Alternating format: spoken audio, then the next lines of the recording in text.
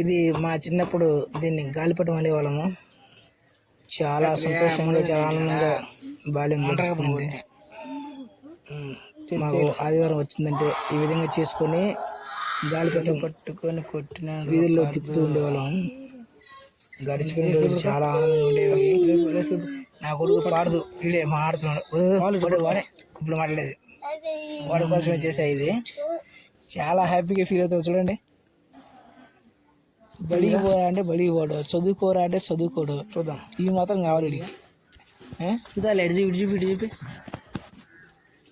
ఏరా పాడదు, గాలి వస్తే తిరుగుతుంది పాడదు. బాగుందా ఫ్రెండ్స్? ఎలా ఉందో చూడండి. తయారు చేసేది అది విషయం అన్నమాట.